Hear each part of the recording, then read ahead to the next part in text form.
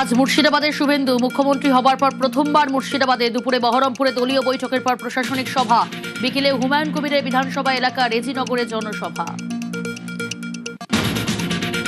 বিজেপিতে সুখেন্দু শেখর, সুস্মিতা প্রকাশ বড়া 1 জুনে রাজ্যসভার এমপি পদে ইস্তফা, সল্টলেক কার্যালয়ে পদে যোগ 3 প্রাক্তন তৃণমূল সাংসদের। জুনে পদত্যাগ, জুলাইয়ে পদে সুখেন্দু শেখর, সুস্মিতা প্রকাশ ইস্তফায় ফাঁকা রাজ্যসভার 3 আসন। এবার বিজেপির প্রার্থী, 24 তারিখ নির্বাচনের জয় নিশ্চিত।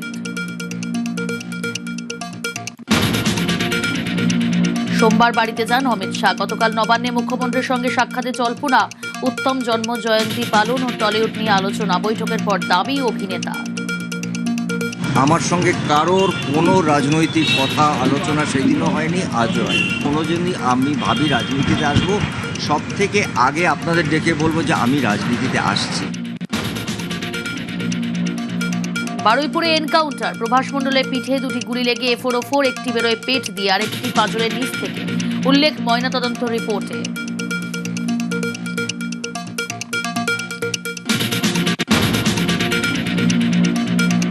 পুলিশের তত্ত্বই জোরালো, ময়নাতদন্তে পালাতে গেলে প্রভাস মণ্ডলকে গুলি। দাবি পুলিশের, পিঠে গুলি লাগার উল্লেখ পিএম রিপোর্টে। পালাচ্ছিল বলেই কি গুলি পিঠে লাগে? সুপ্রিম গাইডলাইনে এনকাউন্টার তদন্তে সিআইডি 2014 16 দফা নির্দেশিকা শীর্ষ আদালতের। পুলিশের গুলির ক্ষেত্রে নিরপেক্ষ এজেন্সিকেই তদন্ত ভার, সেই গাইডলাইন মেনেই বারুইপুরে সিআইডি।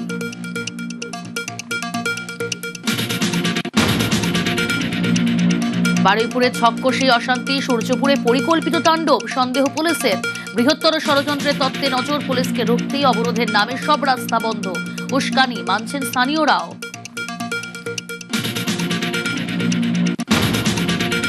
মুখ্যমন্ত্রীর ঘোষণার 48 ঘন্টায় পদক্ষেপ। বারুইপুরে, সূর্যপুরে এবার পুলিশি আউটপোস্ট, জায়গা পরিদর্শনে পুলিশ সুপার। অপরাধ রুখতে নজরদারিতে জোর। Top headlines